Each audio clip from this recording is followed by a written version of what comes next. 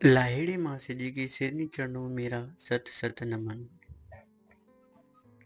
लाहिड़ी मासी जी दीक्षा देते समय 5 रुपए दक्षिणा में लेते थे।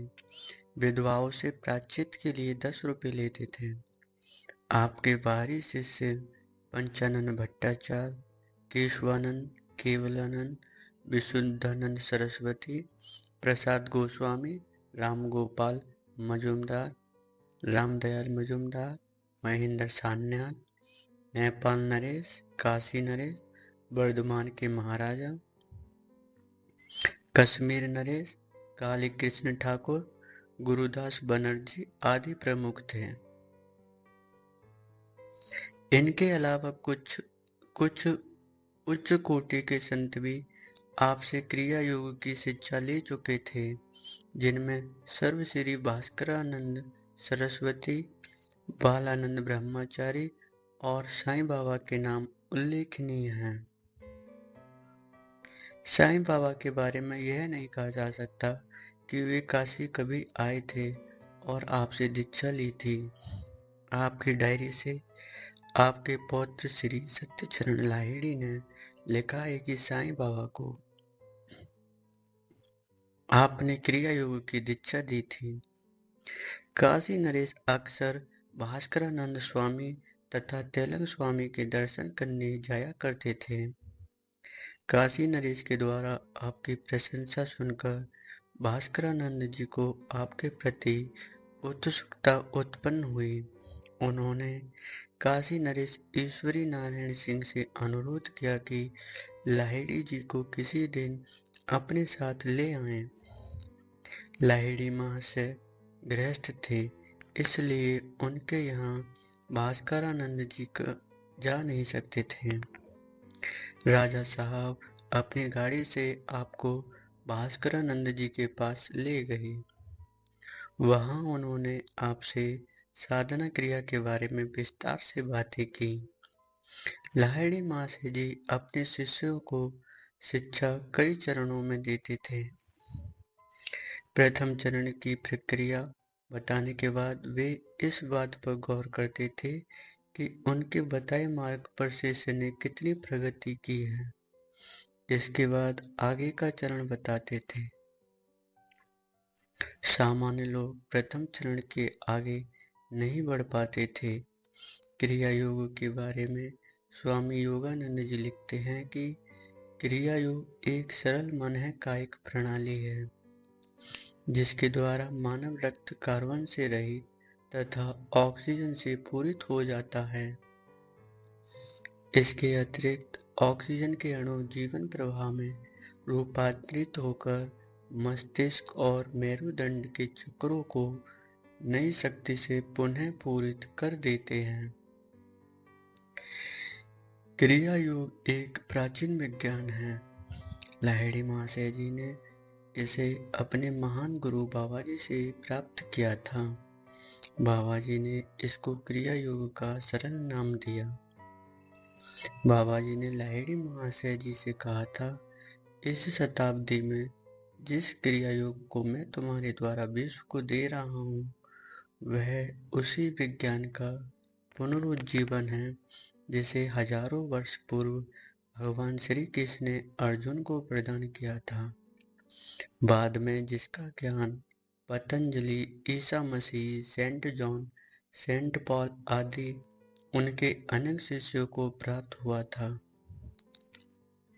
योग के श्रेष्ठ प्राचीन ऋषि पतंजलि ने 2 बार क्रिया योग का उल्लेख किया है।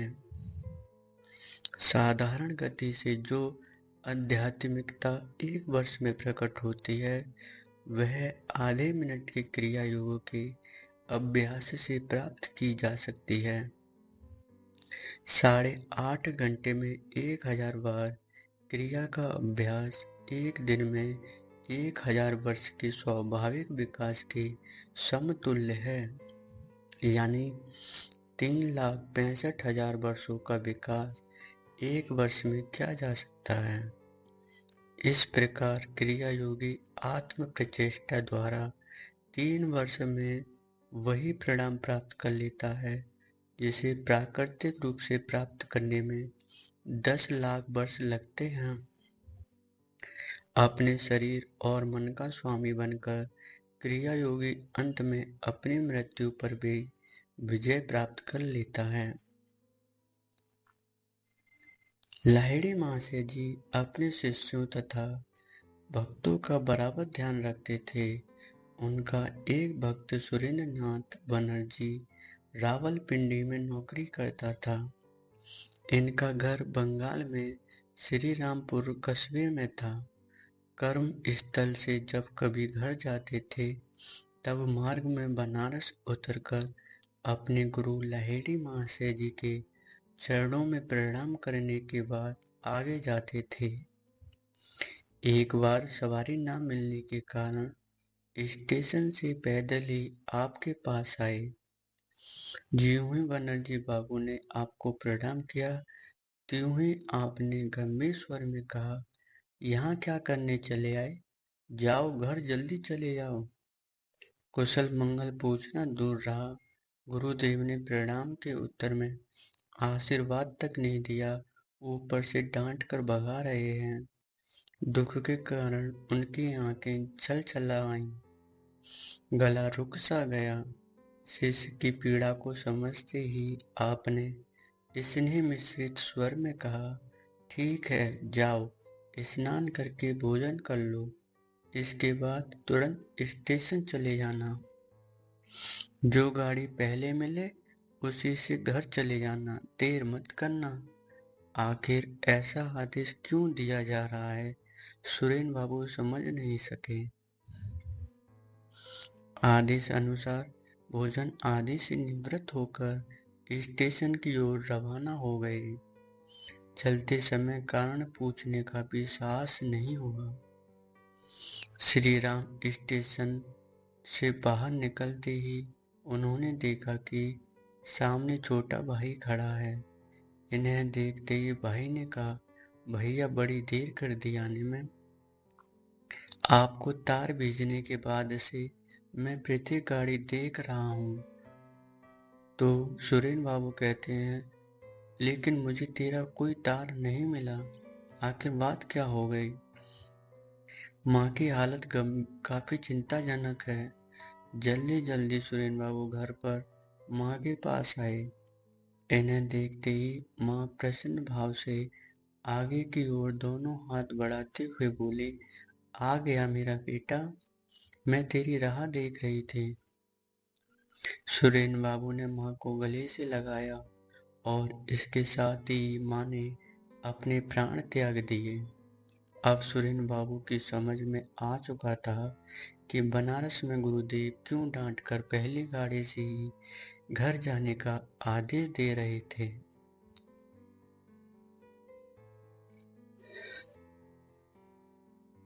एक बार एक ब्राह्मण रिटायर लेने के बाद काशी में रह रहा था। ब्राह्मण नित्य गंगा स्नान, मंदिर दर्शन, पूजा पाठ में समय गुजारता था। एक दिन क्रिया योग की दीक्षा लेने के लिए आपके पास आया तो आपने दीक्षा देने के बदले उसे सलाह दी, आप नियमित रूप से जो कर रहे हैं वही करिए, समय आने पर दीक्षा प्राप्त होगी। ब्राह्मण निराश होकर वापस चला गया। इस घटना के 2 दिन बाद एक वृद्ध महिला आई और कहा, मैं क्रिया योग की दीक्षा लेना चाहती हूँ। तो आपने कहा, कल सवेरे स्नान करके आना। जब वह वृद्धा चली गई तब उपस्थित भक्तों में से एक ने पूछा, महाराज परसों एक ब्राह्मण आया था, तब आपने उससे दीक्षा नहीं दी और इस वृद्धा को क्रिया योग बताने को तैयार हो गए, क्या बात है? तो लाहिड़ी महाशय जी ने कहा, उस ब्राह्मण में धर्म भाव इसी जन्म में प्रारंभ हुआ है। अभी वह पूजा पाठ करता रहे, यही उसके लिए काफी है। और यह वृद्धा पिछले जन्म में योग क्रिया की दीक्षा पाकर भी कुछ नहीं कर पाई, अब अपने कर्म फलों को भोग कर मेरे पास आई है, इसलिए इसे योग दीक्षा दूंगा। आपके पास ऐसे भी लोग आते थे जो शीघ्र ही सब कुछ सीख लेना चाहते थे और वह भी बिना साधना किए। एक शिष्य ने महसूस किया कि वह क्रिया योग के प्रथम चरण की साधना में पूर्ण रूप से सफल हो गया है। गुरुदेव के आगे का चरण बताना नहीं चाहते हैं। एक दिन वह इसी समस्या पर आपसे विचार विमर्श कर रहा था। ठीक उसी समय मोहल्ले में पोस्टमैन आया। उसे देखते ही आपने आपने कहा, कहो वृंदा भगत, तुम्हारी साधना चल रही है ना? आओ मेरे पास बैठो। अब तुम्हें क्रिया योग की द्वितीय चरण की दीक्षा दूं। पोस्टमैन ने दीन भाव से कहा, नहीं गुरुजी, अब मुझे आगे की दीक्षा नहीं चाहिए। इससे ऊंची दीक्षा लेकर मैं क्या करूँगा? पहली क्रिया से ही मैं आनंद के सागर में डुबकी लगा रहा हूँ। आजकल मेरा मन इस कार्य में नहीं लग रहा है। आज तो केवल आपका आशीर्वाद लेने आया हूँ, ताकि हमेशा इसी आनंद में मस्त रहूं। लाहिड़ी महाशय जी ने मुस्कुराते हुए कहा, वृंदा प्रथम चरण में ही आनंद सागर में तैर रहा है। गुरुदेव के कहने का तात्पर्य क्या है, इसे उस शिष्य ने समझ लिया। तुरंत उनके चरणों पर माथा नवाते हुए कहा, आपने मेरा भ्रम दूर कर दिया गुरुदेव, मुझे क्षमा कर दें। लाहिड़ी महाशय जी योग्य शिष्यों को अपने यहाँ क्रिया योग के माध्यम से आकर्षित कर बुला लेते थे। ऐसे ही आपने एक बार बंगाल के युवक को बुलाया था। बात ऐसी थी कि बंगाल के उस गांव में ईंटों का एक भट्टा था। वहाँ हितलाल नामक एक सामान्य कर्मचारी रहता था। आमदनी कम थी, पर हमेशा दूसरों की सेवा करना उसकी विशेषता थी। अगर उसमें कोई कमजोरी थी तो यह कि काम करते करते ना जाने कहाँ खो जाता था। उस वक्त उसे कुछ भी अच्छा नहीं लगता था। गंगा नदी किनारे जाकर चुपचाप बैठा रहता था। एक बार उसके मन में यह भावना उत्पन्न हुई कि यहाँ से दूर कहीं चला जाए, जहाँ अपना कोई ना हो, कोई परिचित व्यक्ति ना दिखाई दे। यह विचार आते ही वह स्टेशन चला आया। सम्मोहित व्यक्ति की तरह टिकट घर के सामने आकर कहा, एक टिकट दीजिए। टिकट बाबू ने सोचा कोई पागल व्यक्ति है। उसने पूछा, कहाँ का टिकट चाहिए?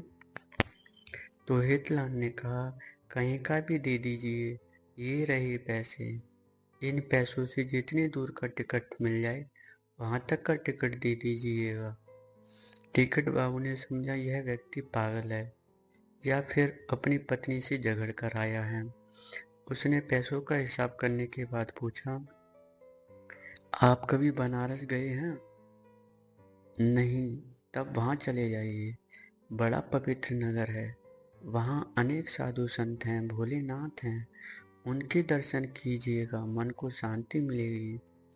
हितलाल को बनारस के बारे में केवल इतनी जानकारी थी कि वहाँ बंगाली टोला नामक एक मोहल्ला है। स्टेशन से बाहर निकलकर जब इस मोहल्ले का पता पूछते हुए आई तो भूख प्यास के कारण मुंह सूख गया था।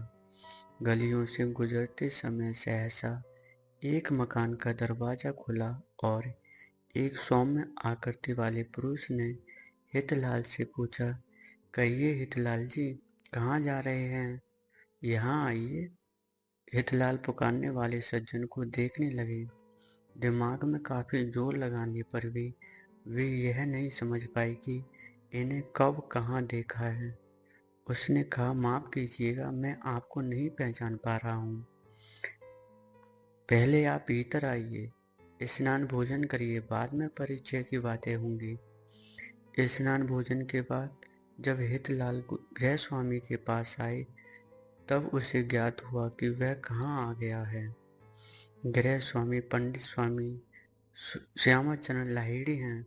यहाँ अन्य जितने लोग बैठे हैं सभी इनके भक्त और शिष्य हैं। लाहिड़ी महाशय जी ने कहा, आज आपको दीक्षा देनी है, इसीलिए इतनी दूर से आपको मैंने बुलाया है। मेरा नाम श्यामाचरण लाहिड़ी है। बंगाल के अज्ञात गांव में रहने पर भी वह इस नाम से परिचित था। यह नाम सुनते ही तुरंत उनके चरणों पर गिर पड़ा। आज प्रत्यक्ष रूप से दर्शन पाकर वह अपने आप को धन्य समझने लगा।